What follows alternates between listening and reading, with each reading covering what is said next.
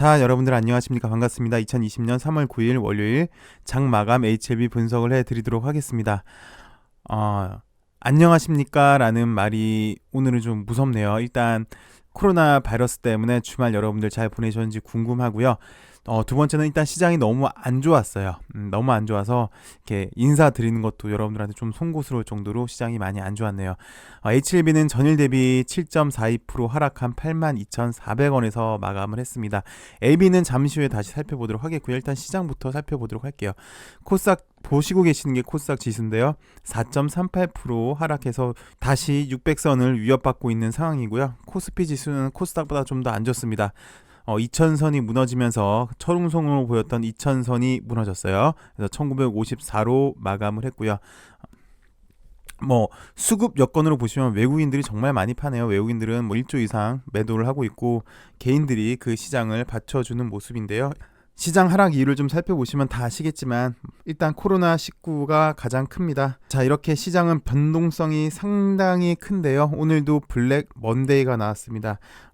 그야말로 시장은 패닉이었던 것 같아요. 우리나라 시장도 마찬가지고 아시아 시장, 일본 시장도 마찬가지고 패닉이었는데요. 코로나19 대확진, 미국, 유럽에서 엄청난 속도로 확대되고 있고요. 그 다음에 미국 선물지수가 오늘 서킷 브레이크가 발동이 됐어요. 5% 이상 하락하면서 서킷 브레이크도 발동을 했고 또 유가마저 하락을 했습니다. 러시아랑 사우디랑 감산 실패를 하면서 사우디에서는 원유 수급을 늘리겠다, 그리고 가격을 20% 할인해서 더 늘리겠다라는 얘기 때문에 유가까지 안 좋았습니다. 그래서 오늘 조선 해양주들 다 안 좋은 모습을 보여줬고요. 설명해 드렸듯이 지금 당장은 보시면 시장 상황은 상당히 안 좋습니다. 좀 안타까운 게 글쎄요, 개인적인 생각입니다. 이건 어디까지나 개인적인 생각인데 우리나라 대응이 좀 많이 아쉬운 것 같아요. 일단 한시적 공매도를 좀 금지를 해줬다면 이거보단 좀 덜 하락하지 않았을까, 이거보단 충분히 충격을 좀 덜 받지 않았을까라는 생각이 들고 있는데 아직까지 공매도 금지에 대해서는 이렇게 나온 얘기는 없고요. 두 번째, 이렇게 주가가 하락할 때 보면 일반적으로 금융위에서 적극적인 모니터링을 하고 있다라는, 그래서 적극적인 모니터링을 하고 있으며 시장이 어떻게 흘러갈지 예의주시하고 있다라는 그런 시그널을 시장에 보내주면은 시장을 이렇게 강력하게 지지시키려고 하는 의지가 있구나, 시장에 보내는 메시지가 있구나라고 생각을 하는데 지난번도 그렇고 글쎄 오늘도 그렇고 도대체 금융위에서는 뭘 하고 있는지 모르겠네요. 공매도 금지에 대한 구체적인 대답도 없고 시장은 이렇게 빠지는데 메시지가 없는 게 상당히 좀 아쉽습니다. 아니면 또 이렇게 하락할 때 보면 보통 연기금이 구원투수로 등판하거나 이런 뉴스가 나오기 마련이거든요. 이런 뉴스가 없어졌어요. 이건 좀 아쉬워요. 일단 우리도 할 건 합시다. 여러분 혹시라도 한시적 공매도 금지 청원 안 하신 분들 있으면 한시적 공매도 청원이라도 좀 하셔서 우리 자산 우리가 좀 지킬 수 있도록 좀 해야 될 것 같아요. 물론 시장이 안 좋아서 빠진 것도 있지만 그 와중에 기름을 부은 것은 분명히 공매도 역할도 있으니까 만약에 우리가 5를 당할 거 10으로 당할 수는 없잖아요. 10으로 당할 거 5로 좀 줄일 수 있도록 여러분들도 혹시라도 공매도 청원 안 하신 분들 조금만 시간 보태셔가지고 클릭 한 번만 하시면 되니까 공매도 청원 꼭 좀 부탁드리겠습니다. 자, 그러면 이제 시장이 이제 이렇게 과도하게 빠졌으니까 반등을 해줘야 되는데 반등은 그럼 언제 할 것이냐? 가장 우선적으로 일단 코로나19가 안정이 돼야 되는 거 맞고요. 그 다음에 미국 증시에 따라 우리나라가 흘러갈 것 같습니다. 물론 단기적으로 보시면 이 당시 때부터는요, 우리나라가 미국 증시를 선반영한 감이 많아요. 최근 흐름만 놓고 보면은. 근데 대세로 보시면 미국 시장이 상승을 해줘야 우리나라 시장도 아마 상승을 할 것 같은데, 미국 시장을 보시면 올해 대선이 있잖아요. 트럼프는 아마 대선에 당연히 당선을 위해서 신경을 많이 쓸 거고요. 분명히 자기가 제일 잘하는 경제 정책으로 승부를 볼 가능성이 상당히 많이 있어 보입니다. 일단 미국 금리는 잘 아시겠지만 지금 거의 제로 금리 수준이잖아요. 더 이상 낮출 것도 없다라고 얘기를 했는데 이 뜻을 이제 역으로 해석해 보면은, 자, 중앙은행에서 할 수 있는 모든 역할은 다 했다. 이제 남은 공은 너네 정부가 알아서 해라. 재정정책으로 너네가 이제 뒷받침해봐라. 라고 어떻게 보면은 트럼프한테 멍석을 깔아준 걸 수도 있어요. 그래서 트럼프는 이거를 이제 적극 활용하겠죠. 그리고 자기 선거도 있으니까. 그래서 조심스럽게 금리도 제로 금리 플러스 재정정책이, 강력한 재정정책이 드라이브가 걸린다면 코로나19가 잡히고 어느 정도 진정이 되면은 이 정책의 효과를 본다면 너무 지금은 장밋빛으로 말씀드리는 거일 수도 있겠지만 좀 좋지 않을까 싶어요. 완전한 유동성 장세가 되지 않을까 조심스럽게 생각이 듭니다. 그래서 좀 시간이 필요해 보입니다. 코로나가 좀 잡히는 시간, 그리고 미국에서도 정책을 집행하는 시간이 좀 필요해 보일 걸로 보입니다. 자, 이제 HLB 분석을 해드리도록 하겠습니다. HLB는 사실 중요한 분기점이 한번 나왔어요. 이 박스 크게 보시면요, 이 박스권 구간을 돌파하려고 시도했던 요 장대 양봉이 나오면서 기대감을 줬죠. 그 다음에 이렇게 이틀 동안 쉬다가 마지막 3일째 되는 날 음봉이 나왔어요. 만약 이 당시 때 하루 더 쉬던가 아니면 양봉이 나왔다면 나는 추가적으로 다시 올릴 거야 라는 시그널이었는데요. 이날 5일선을 하회하는 음봉이 나오면서 재차 난 쉴 거야, 지금 당장 올릴 여력이 없다라는 시그널이었어요, 캔들 자체는. 그러면서 그 다음날 유중 발표가 나왔고요. 유중 발표 이후에 개인적인 생각입니다만 아마 1차 발행가가 결정될 때까지는, 최소한 1차 발행가가 결정될 때까지는 느슨한 이런 흐름을 보여주지 않을까 예상이 됩니다. 최소한 1차 발행가 결정일이 이제 4월 14일이니까 한 달 정도 남았네요. 아마 이때까지는 느슨하게 흐를 것 같고, 조심스럽게 회사에서는 성공적인 유증을 위해서 과도하게 하락하는 것을 방지하기 위해서 아마 호재성 공시를 띄워줄 것 같아요. 그래서 보시면 지금 연속 3일 동안 호재성 기사, 초특급 호재는 아니어도 호재성 기사는 지금 계속해서 보내주고 있거든요. 그 말은 주가 방어를 나는 좀 하고 싶다라는 뜻으로 이해가 됩니다. 오늘도 마찬가지였던 것 같습니다. 그래서 오늘 나온 뉴스를 한번 살펴보도록 할게요. 그래서 리보세라닙 중국에서 간암 2차 치료제로 시판 허가 신청입니다. 자, 그럼 금요일날 나왔던 뉴스랑 비교를 해볼게요. 금요일은 캄렐리주맙 간암 2차 치료제, 똑같죠. 간암 2차 치료제로 얘는 판매 승인, 이제 판매하는 거고, 나 판매하도록 할게요 라고 판매 시판 허가를 신청한 거예요. 한번 보도록 하겠습니다. HLB는 리보세라닙, 중국명 아파티닙, 상품명 아이탄을 간암 2차 치료제로 중국 국가약품감독관리국에 시판허가 신청을 했다. 항서제약은 리보세라닙 단독 요법으로, 단독이에요. 단독 간암 2차 치료제 중국 내 3상을 종료했다. 이미 종료를 했지요. 중국에서입니다. 그래서 만약에 간암 2차 치료제로 시판 허가가 날 경우 리보세라닙의 중국 내 매출 증가, 함께 리보세라닙의 본격적으로 적응증을 확대하는 사례가 될 것으로 보인다. 다 아실 거예요. 원래 리보세라닙의 권리는 폴첸 박사가 갖고 있었죠. 그 폴첸 박사가 중국 항서제약한테 애로를 했고요. 엘레바한테도 애로를 했습니다. 그래서 엘레바에서 파는 거에 일부 로얄티를 폴첸 박사가 갖는 거고요. 어드벤천 연구소가 갖는 거고요. 항서제약에서 벌어들이는 일부 로얄티를 어드벤천 연구소가 받고 있는데, 이 어드벤천 연구소가 갖고 있던 권리를, 지식재산권 권리를 지난번에 HLB가 사왔죠. 그래서 앞으로 항서제약에서 파는 로얄티도 HLB한테 가는 거고요.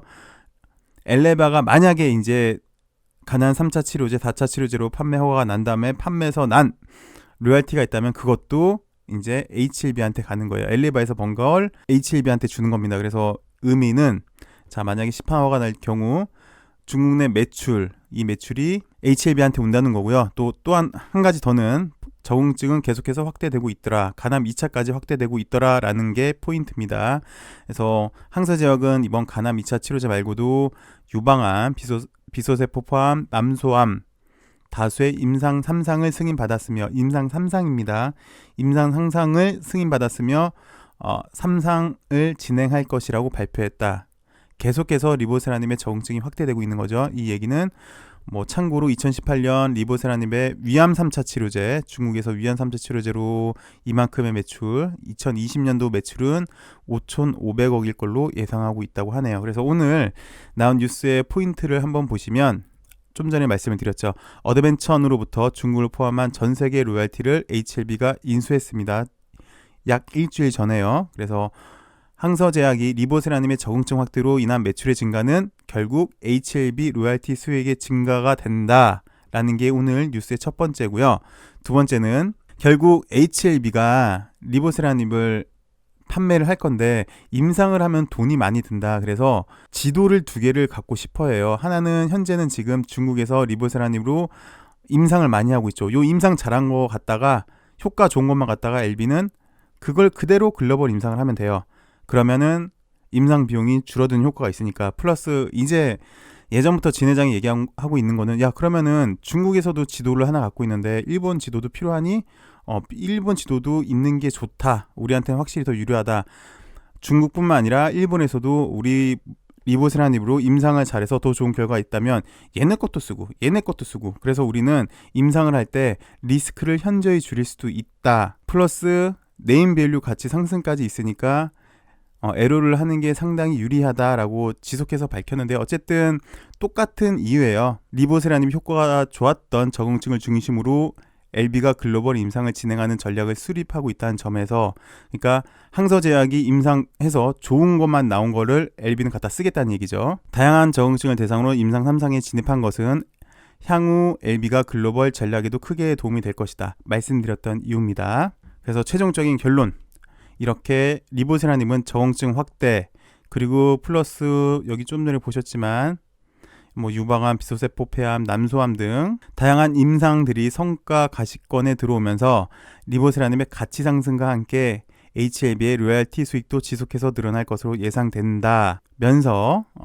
현재 논의 중인 라이센스 아웃, 간만에 에로에 대한 얘기를 해줬네요. 에로를 포함한 다양한 협상에서도 상당히 긍정적인 영향을 미칠 것으로 기대된다라고 밝혔네요. 정확히 에로는 언제 하겠다, 그리고 또 NDA도 언제 하겠다라고 정확한 발표는 없는데, 어쨌든 리보세라님의 약물의 효과가 좋으니까 에로 할 때도 이미 중국 항서제약에서도 이만한 성과를 이뤄냈는데 너네도 이만큼 성과를 이뤄낼 수 있지 않겠니? 라고 하면서 협상할 때 충분히 좋을 수 있겠고, 만약에 NDA 허가까지 난다면 이미 미국에서도 이렇게 허가를 해준 건데 너네 한번 해볼래? 분명히 이거 좋은 이야기잖아. 그러니까 협상할 때 좀 더 좋은 조건으로 협상을 할 수 있겠죠. 이렇게 오늘 나온 뉴스를 살펴봤는데요. 크게 보시면 개인적인 생각이지만요, 아마 1차 발행가가 결정될 때까지는 이렇게 지지부진한 주가 흐름 보이면서 회사는 초특급 호재는 아니잖아요.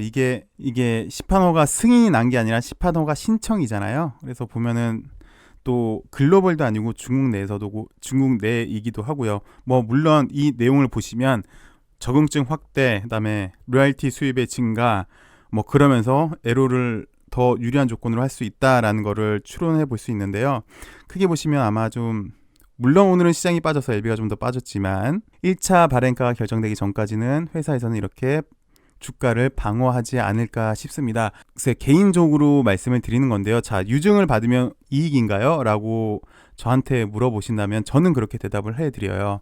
일반적인 경우입니다. 일반적인 경우로 유증을 받는 게 거의 좋아요. 95% 이상 무조건 싸게 받으실 수 있으세요. 그래서 유증은 여유가 되시는 분들은 유증을 받는 게 맞으시고요. 자, 저는 더 추가 매수를 하고 싶어요. 바닥은 어디일까요? 라고 물어보시는 분들, 저는 8만원대도 사고 7만원대도 사고 싶어요. 어디가 바닥일까요? 라고 물어보시는 분들은, 그래서 일단 저는 유증부터 좀 받으시고요. 그 이후의 방향성을 살펴보시는 게 좋지 않을까라고 저는 그렇게 생각이 듭니다. 저는.